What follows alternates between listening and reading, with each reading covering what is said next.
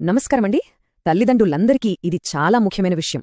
మన పిల్లల చదువు, వాళ్ల భవిష్యత్తు, వీటన్నింటికీ సంబంధించి ఒక కీలకమైన విషయం గురించి ఈరోజు మనం మాట్లాడుకుందాం. అదేంటంటే వాళ్ల ఆధార్ కార్డు. ఒక్కసారి ఆలోచించండి, మీ పిల్లల ఆధార్ కార్డు సరిగ్గా పనిచేస్తుందా? ఈ మూలే ఏదో ఉంది కదా అని అనుకోవద్దు. ఇది చాలా అంటే చాలా ముఖ్యమైన ప్రశ్న. ఎందుకంటే వాళ్ల చదువంతా ఇప్పుడు దీనిమీదే ఆధారపడి ఉండే రోజులొచ్చాయి. సరే, ఇంతకీ ఈ అప్డేట్లు ఎందుకవసరం? అసలు సమస్య ఎక్కడ మొదలవుతుందంటే, పిల్లలు పెరుగుతారు కదా, వాళ్లు పెరిగే కొద్దీ వాళ్ల రూపం మారుతుంది. అలాగే వాళ్ల బయోమెట్రిక్ సమాచారం అంటే వేలిముద్రలు లాంటివి కూడా మారిపోతాయి. ఒకసారి గమనించండి, చిన్నప్పుడు అంటే 5 ఏళ్ల లోపు ఆధార్ తీసినప్పటి ఫోటోకి అదే పిల్లాడు 10-15 ఏళ్లు వచ్చాక ఉండే రూపానికి అస్సలు పోలికుంటుందా? ఉండదు కదా. వేలిముద్రలది కూడా అదే కథ. చిన్నప్పుడు అవింకా సరిగా ఏర్పడవు, పెరిగే కొద్దీ అవి స్పష్టంగా తయారై స్థిరపడతాయి. అంటే ఏంటి?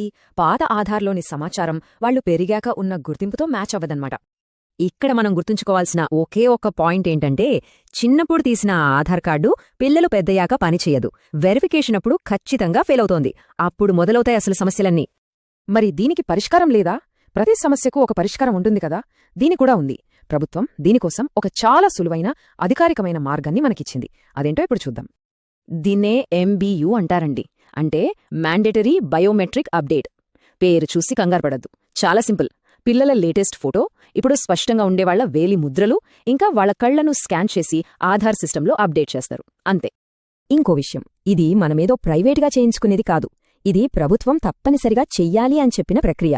మన ఆధార్ కార్డులిచ్చే UIDAI సంస్థే దీన్ని అధికారికంగా చేస్తుంది.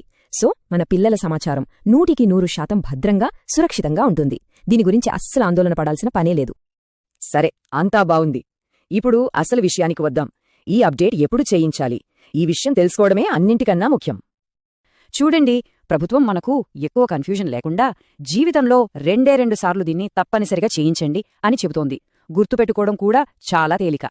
మొదటిది పిల్లాడికి 5 ఏళ్లు నిండిన వెంటనే, రెండవది 15 ఏళ్లు నిండిన వెంటనే. అంతే, ఈ 2 సార్లు చేస్తే చాలు. ఈ రెండింటిలో కూడా ముఖ్యంగా ఆ 15 ఏళ్ల వయసులో చేయించే అప్డేట్ ఉంది చూశారో, అది చాలా అంటే చాలా కీలకం. ఎందుకంటే ఆ తర్వాత నుంచే కదా అసలు కథ మొదలయ్యేది. కాలేజీ అడ్మిషన్లు, స్కాలర్షిప్లు, ఫీజు రీయింబర్స్మెంట్, వీటన్నింటికీ ఆధార్ అప్పుడు కరెక్ట్గా పనిచేయాలి. అది మస్ట్. సరే, ఇంతసేపు ఏం చెయ్యాలో చూసాం. ఇప్పుడు ఒకవేళ ఈ అప్డేట్లు సమయానికి చెయ్యించకపోతే ఏమవుతుందో చూద్దాం. ఎలాంటి నష్టాలు ఎదురవుతాయో తెలుసుకుందాం. ఎదురయ్యే అతిపెద్ద ప్రమాదం ఒక్కటే, ఆధార్ వెరిఫికేషన్ ఫెయిల్ అవ్వడం. అంటే ఏంటి? ఎక్కడైనా స్కూల్లో గానీ, కాలేజ్లో గానీ, బ్యాంక్లో గానీ ఆధార్ వెరిఫికేషన్ కోసం వేలిముద్ర వేయమన్నప్పుడు అది వాళ్ల పాత డేటాతో మ్యాచ్ అవ్వదు, నాట్ మ్యాచింగ్ అనొస్తుంది. అలా ఫెయిల్ అయితే ఏమవుతుంది? ప్రభుత్వం నుంచి రావాల్సిన స్కాలర్షిప్లు మధ్యలోనే ఆగిపోతాయి. ఫీజు రీయింబర్స్మెంట్ డబ్బులు రావు. అంతెందుకు, కొన్నిసార్లు మంచి కాలేజ్లో అడ్మిషన్ కూడా దొరకకపోవచ్చు. చూసారా, మనం నిర్లక్ష్యం చేసే ఒక చిన్న అప్డేట్ పిల్లల భవిష్యత్తు మీద ఎంత పెద్ద ప్రభావం చూపుతుందో. సరే, నష్టాల గురించి చూశాం కదా, ఇప్పుడు పాజిటివ్గా ఆలోచిద్దాం. ఈ చిన్న పనిని మనం సమయానికి పూర్తి చేస్తే దానివల్ల మన పిల్లల భవిష్యత్తుకు ఎంత భద్రత దొరుకుతుందో తెలుసుకుందాం. ఆధార్ను కరెక్ట్ టైంకి అప్డేట్ చేయించడం వల్ల ప్రభుత్వమిచ్చే ఏ స్కాలర్షిప్ కూడా ఆగదు. ఫీజు రీయింబర్స్మెంట్ లాంటివి సకాలంలో అందుతాయి. అంతేకాదు, ప్రభుత్వం ఇప్పుడు కొత్తగా తెస్తున్న అపార్ ఐడి అంటే one nation one student ID లాంటి వాటికూడా ఈ అప్డేటెడ్ ఆధార్ ఖచ్చితంగా కావాలి. మళ్ళీ గుర్తు చేస్తున్నా, కేవలం 2 సార్లు.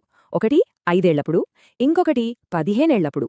ఈ 2 అప్డేట్లు ఇందాక మనం చెప్పుకున్న అన్ని సమస్యల్ని దూరం పెడతాయి, అన్ని ప్రయోజనాల్ని వాళ్లకందిస్తాయి.